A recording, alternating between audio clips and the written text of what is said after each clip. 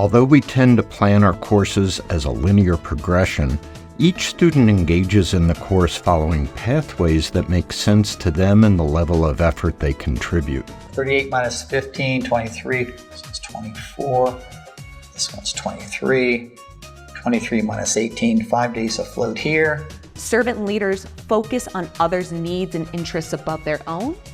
They help others feel motivated, valued, and purposeful so that they can perform at their best. And servant leaders increase others' sense of ownership and responsibility. You may have noted that some of the side branches may be developed and inserted by the instructor in advance of teaching the course. A university united by purpose, torn apart by geography. Remember to look up at the stars. The energy world is going to continue to shape the future. Must come together virtually. We look at the different renewable energy technologies, how they produce energy and electricity, the costs involved, and we also look at a case study of how to do a renewable energy resource assessment to know how many megawatt hours a year of production and what that cost would be for an industrial or commercial concern.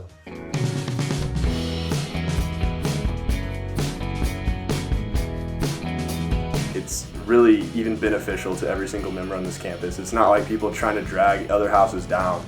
It's one community as Greek life, which I believe is a very strong thing to have.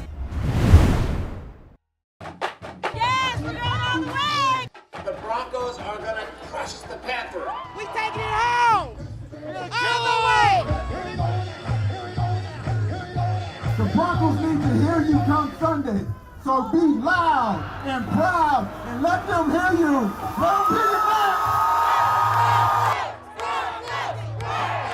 Broncos are gonna win!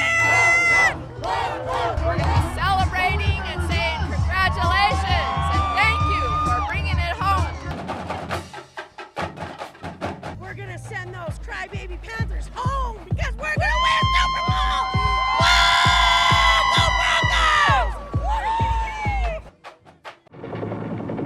I was in country from May of 1966 through June of 67. Steve White's service didn't start like many others. The draft was very heavy at that time, and most people were waiting to be drafted before they did anything. He enlisted in 1965. I felt a need for a challenge in my life, and that certainly fulfilled all of those needs. He was injured twice. Receiving my second Purple Heart from Major General Nickerson. They're south of Da Nang, well, close to Hoi An. But when he returned, he was treated like many other vets. They literally sped on the ground right in front of my feet. And that was my welcoming home. For 50 years, White and many other vets have been hoping for their service and sacrifice to be properly recognized. It was a very special day. Weld County started holding these pinning ceremonies in 2016. This one, in early June, honored 62 vets. To see them and to shake their hands and thank them for their service, it was amazing. Caitlin Olson was at the event too. My whole essay is about dedicating it to the people who served. She's been recognized for an essay she wrote about her first visit to the Vietnam Veterans Memorial. Washington, D.C., October 8th, 2016. It was a cool, rainy day. And then this.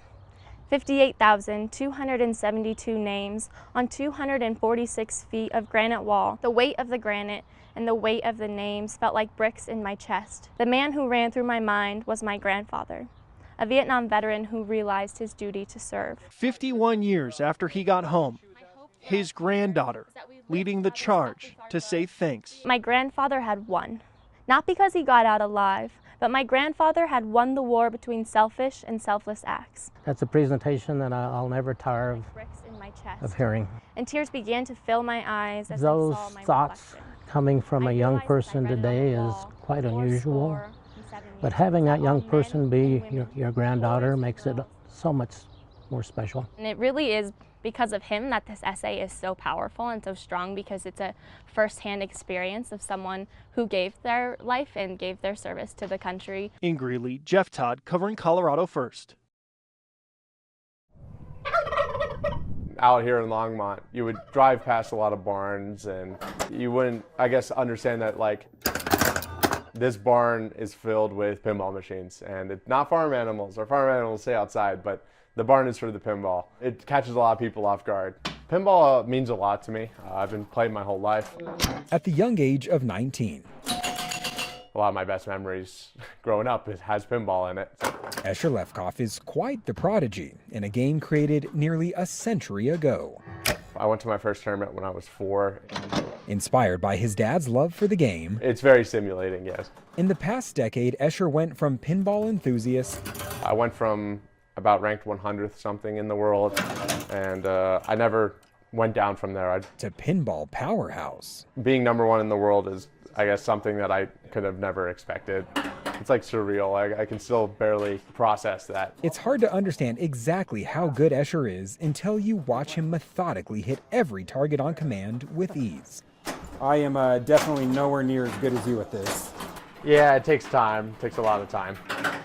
But for Escher, his love for the game goes beyond his ranking. But in pinball, there's this whole physical level of like, I'm connected with the game. Everything you do is completely physical and you can feel it. And that is something that nothing else can give you. I mean, every era of pinball has different noises, whether it's bells and chimes from the old electromechanicals or to even now with all the music, and even that puts you in touch with the game.